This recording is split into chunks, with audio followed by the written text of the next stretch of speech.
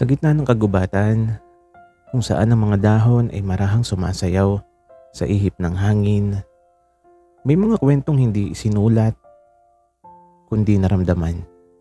Mga lihim na gumuguhit sa pagitan ng takot at kilig at sa pagitan ng dilim at liwanag.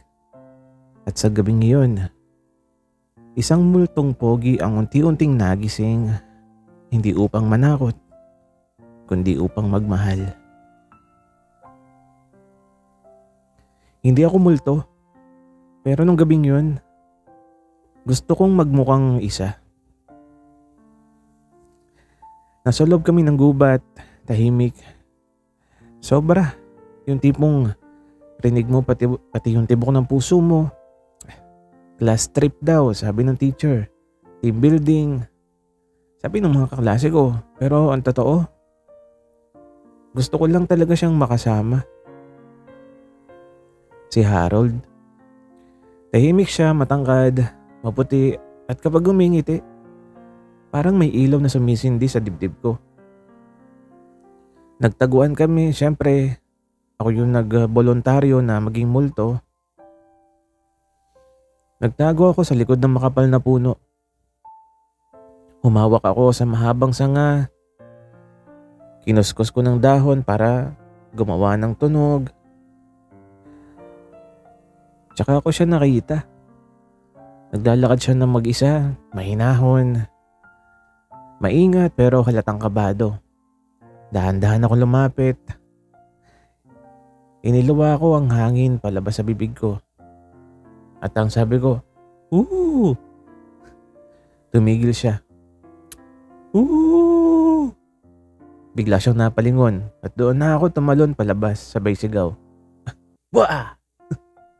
Napatras siya at napatili. At natawa ako. Tapos ito tumawa siya ng malakas at habang hawak niya yung dibdib niya, nakatingin pa siya sa akin. "Itoy, ikaw ba yan?" Sabi niya habang hinihingal kakatawa.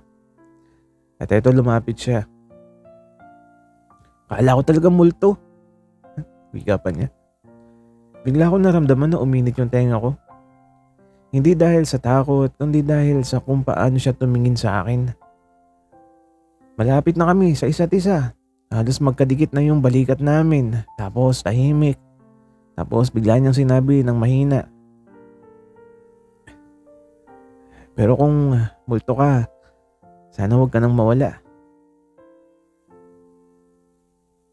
Hindi ako nakasagot. Ngumiti lang ako.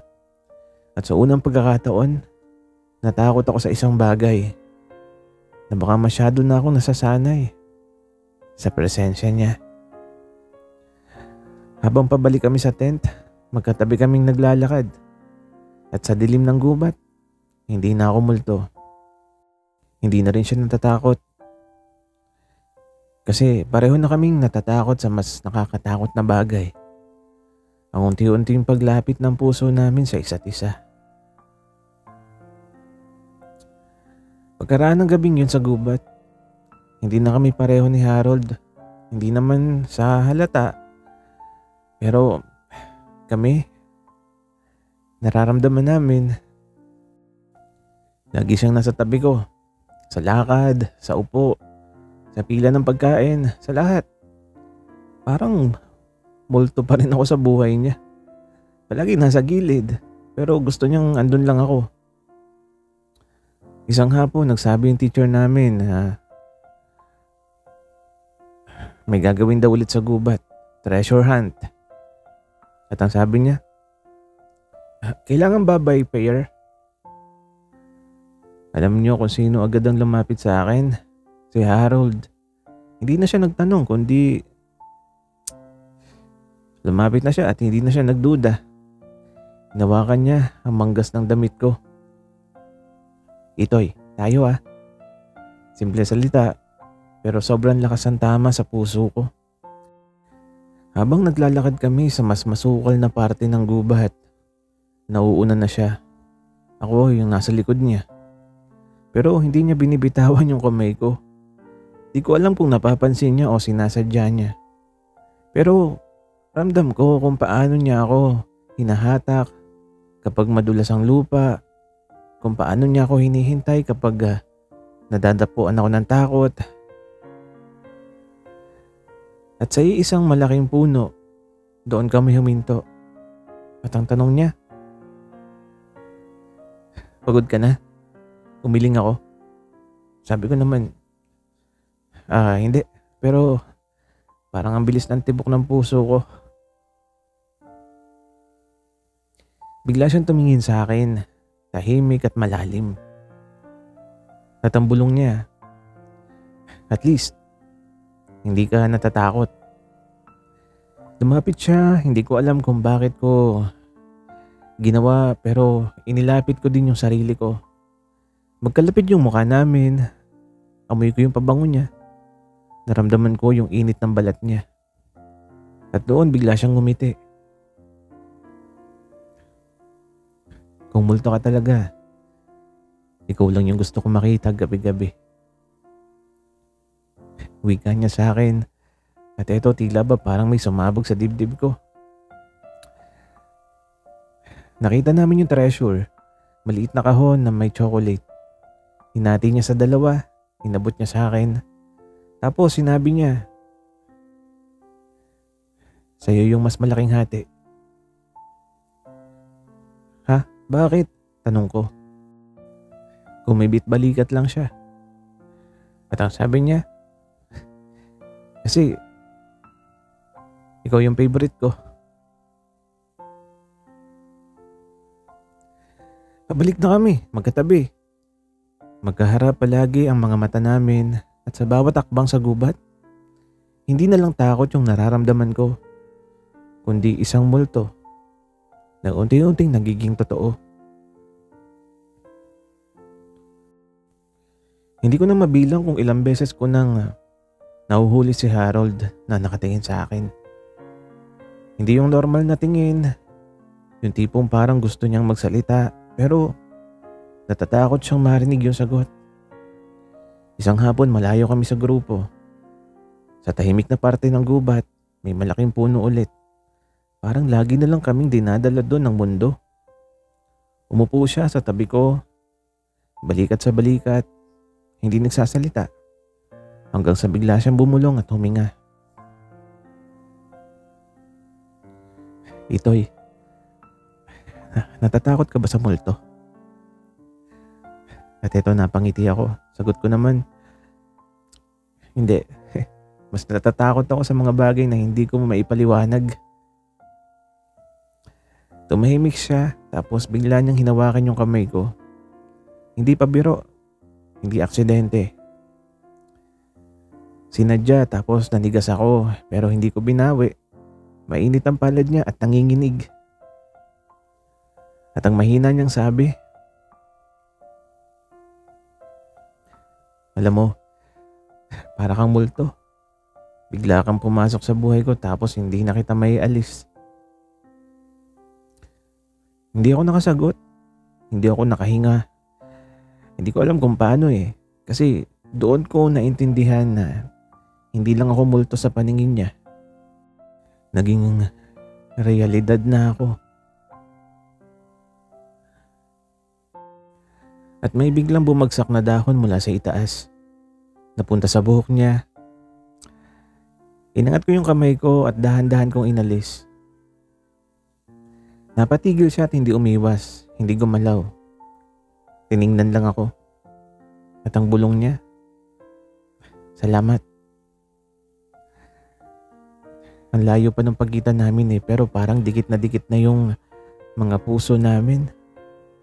At habang pauwi kami, hindi niya binibitiwan yung kamay ko.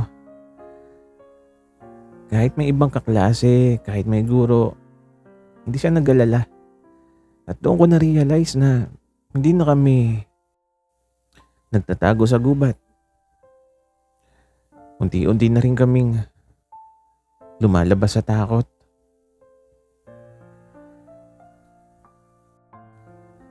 Sa muling pagbabalik namin sa gubat, hindi na dahil sa laro, hindi na dahil sa utos ng guro, bumalik kami dahil parang doon lang kami tunay na humihinga.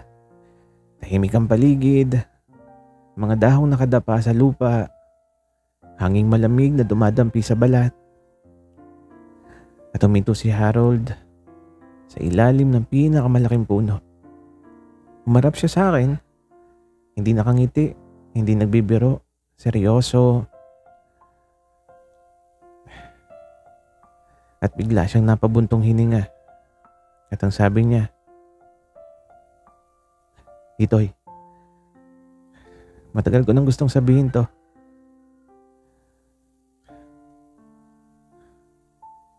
Hindi kita tinatakot dahil trip ko lang. Nagpapanggap ako matapang kasi kapag kasama kita, nawawala yung takot ko eh." At eto, natahimik ako.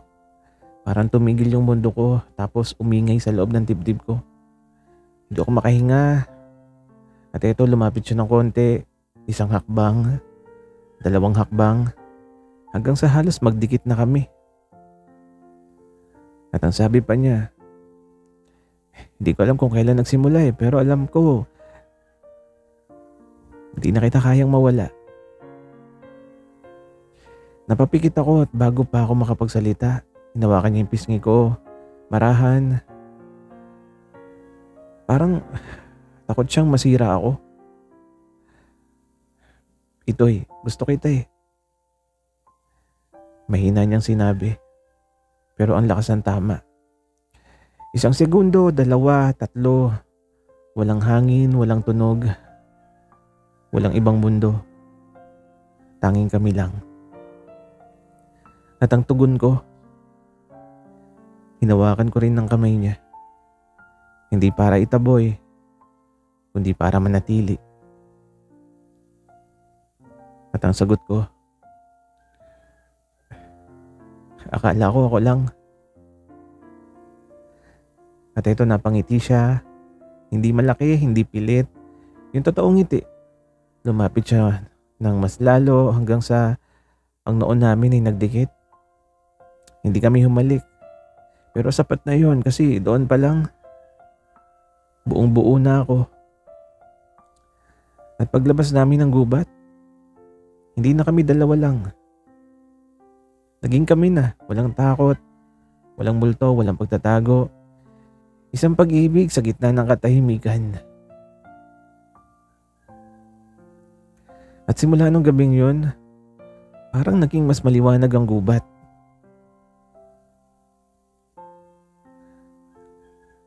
Hindi na to lugar ng takot, naging lugar na ng pahinga, ng tawa, ng saya. Hindi namin kailangan na magtago. Hindi na kami kinakabahan kapag magkalapit.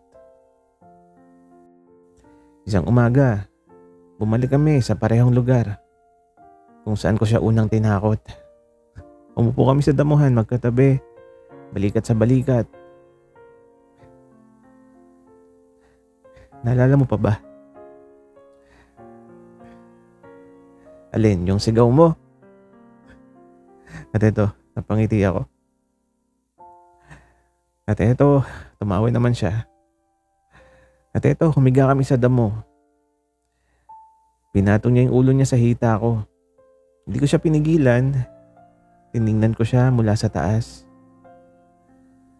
At doon ko naisip, ganito pala ang pakiramdam ng payapa. At ito, naghabulan kami sa pagitan ng mga puno. Nagtawanan hanggang sa sumakit ang tiyan. Magbahagi ng baon. Siya sa akin, ako sa kanya. Tahimik na sandali sa ilalim ng puno. Walang salita, puro damdamin. Isang beses, napatingin siya sa akin at bigla niyang sinabing, "Alam mo, hindi ka talaga multo." "Bakit?" tanong ko. "Mas totoo ka pa sa lahat ng tao sa buhay ko." At sa paglipas ng mga araw, nasanay na ang mundo sa amin. Hindi man nila alam, hindi man nila halata, pero kaming dalawa, alam naming may isang lihim na masaya. Tahimik pero buo. Sa bawat halakhak, sa bawat dampi, sa bawat titig, hindi na ako multo. Siya na yung himala. At ako yung piniling manatili.